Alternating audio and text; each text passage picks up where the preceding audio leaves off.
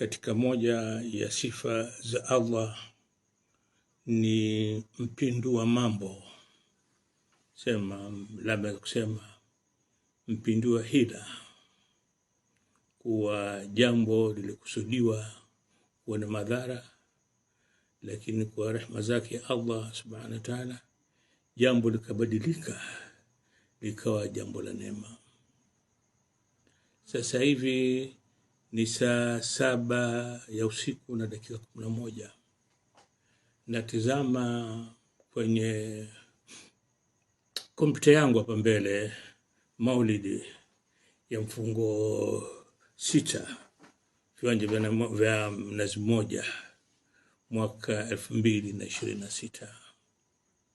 Maulidi yamemalizika kusomwa na milango imefunguliwa, milango mikuu, geti imefunguliwa na zinaingia bendera za tarika, Kadiria, Shadria, Askaria, wanaingia kwa zafa na bendera zikipepea.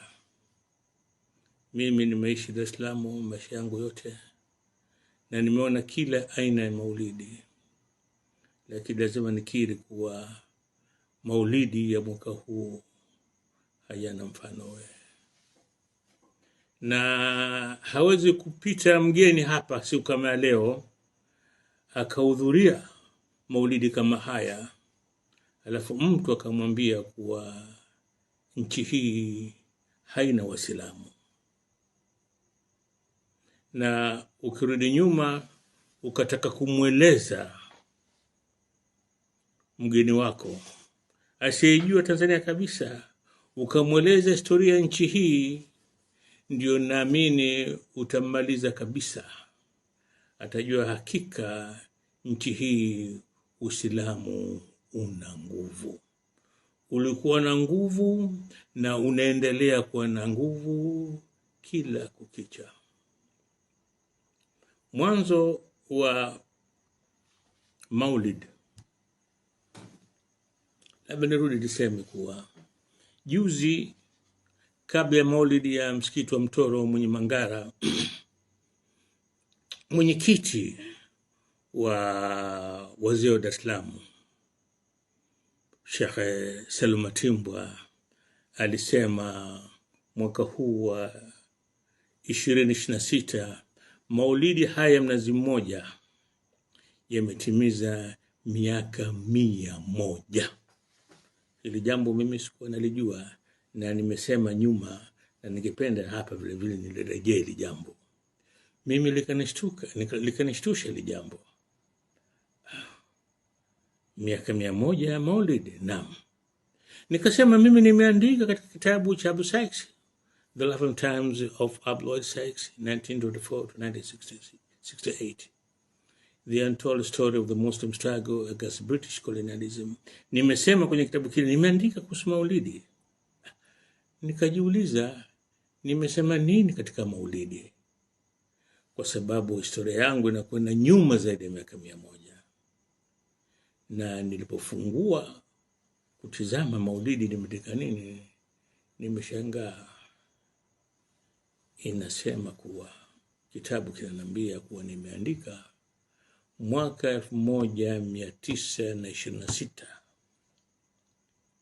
Clyde Sykes alikuwa pamoja na wenzake Mzee bin Sudi, Ali Jumbe Kiro na liwali wa Dar es Salaam Salim Omar, walikuwa kwenye kamati ya maulidi ya Dar es Salaam. Hakika kwangu mimi ilikuwa ni mshtuko mkubwa.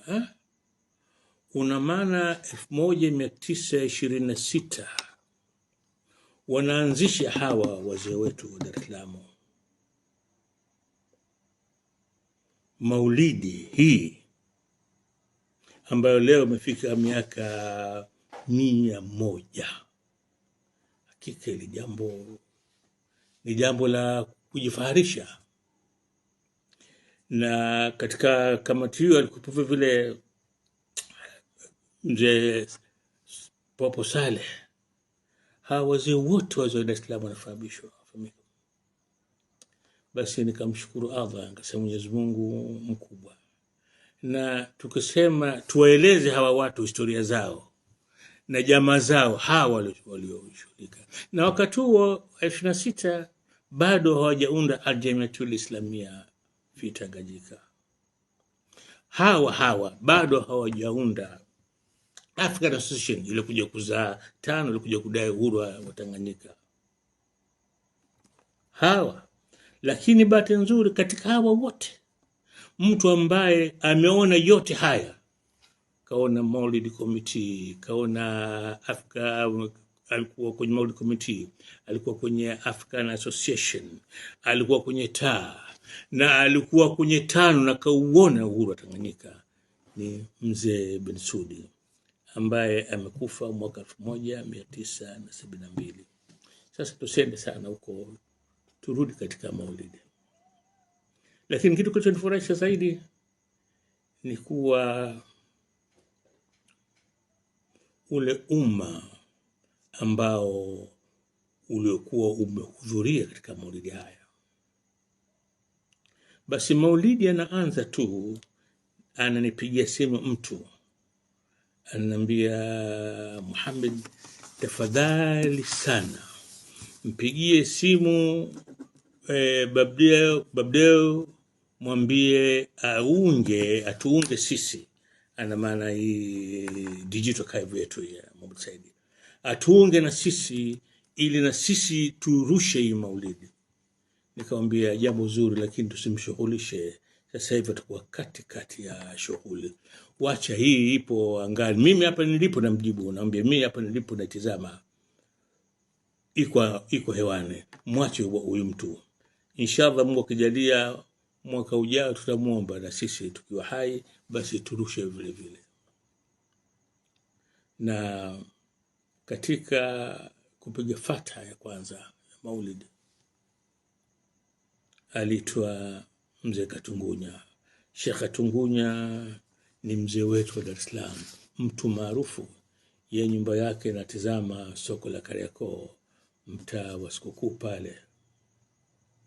Na kama mtu atakwambia hamjui Katungunya, basi huyu si mtu wa Islam. Akapiga fatha, ikanikumbusha si mbali na pale alipokuwa amesimama akizama mbele, ilikuwa ni msikiti wa Badawi. Ilikuwa Maulidi zote pale. Basi fatha atapiga Maalim Muhammad Matar. Wote hao watu maarufu, wacha Mungu, watu wote wanajua sifa zao katika Uislamu. Sasa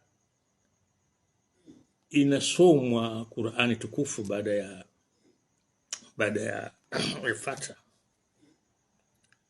Naambiwa msomaji ni katika ukoo wa Ustadh Ahmed Adam. Hawa Ahmed Adam, na yeye sifa yake kubwa ilikuwa vile kusoma Qur'ani, na mwalimu wake alikuwa Sharifu Hussein Badawi kwenye madrasa hiyo ya Badawi. Nikasema haya nayaona mimi na watu wengine wanayaona vile vile. Lakini kubwa zaidi ambalo limenivutia na nitalisema hapa vile vile, mkurugenzi wa protocol Sheikh Mohamed, yeye ndio alikuwa mshereheshaji pale. Yeye ni bingwa wa tajwidi, na yote asili na kwenda kule Badawi.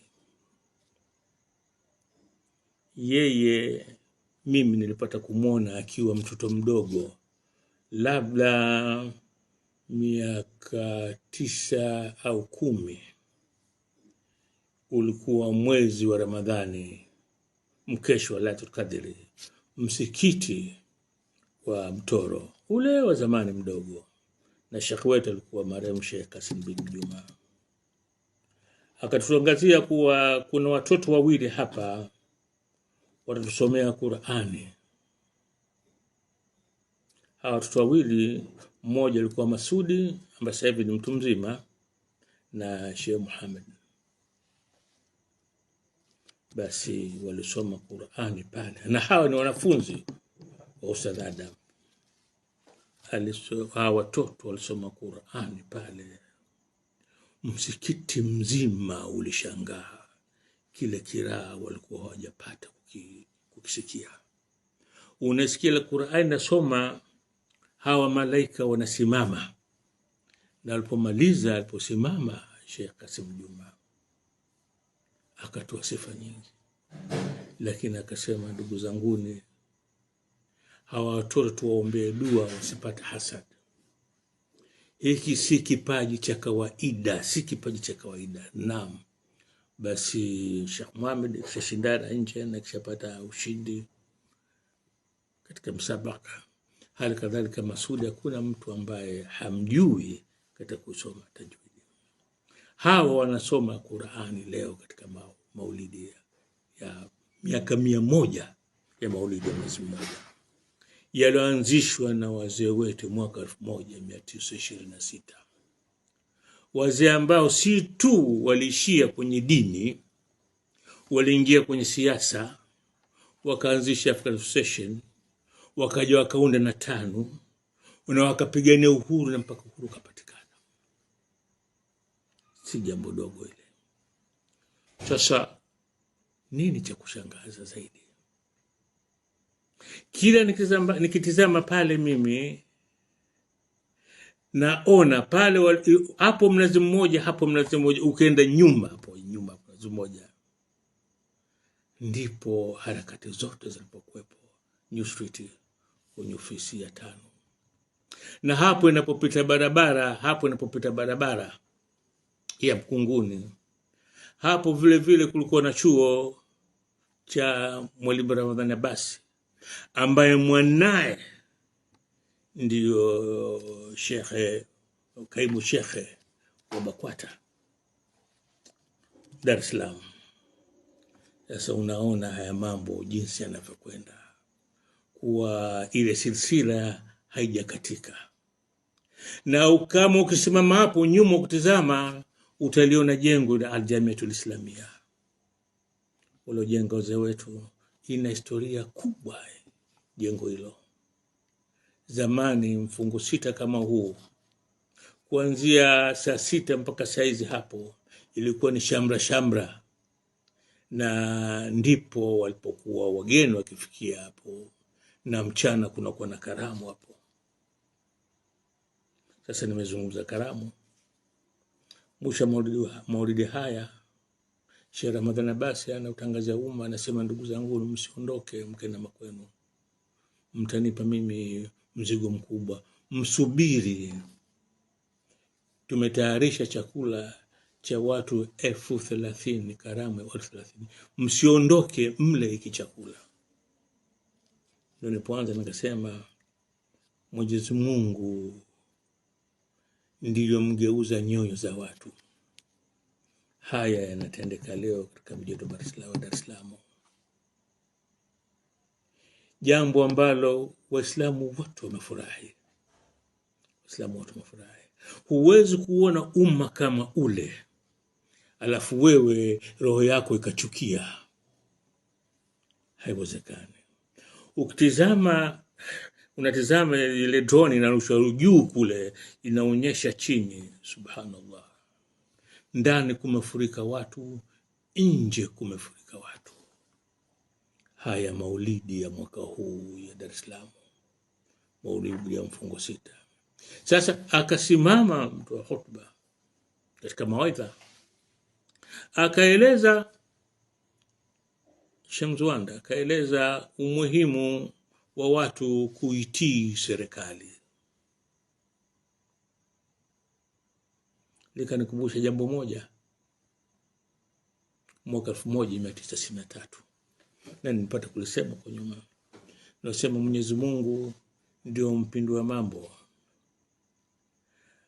alikuwa Sharifu Mwinyi anazungumza na ikasikika sauti inatoka nyumba inasema, unachanganya dini na siasa, unachanganya dini na siasa.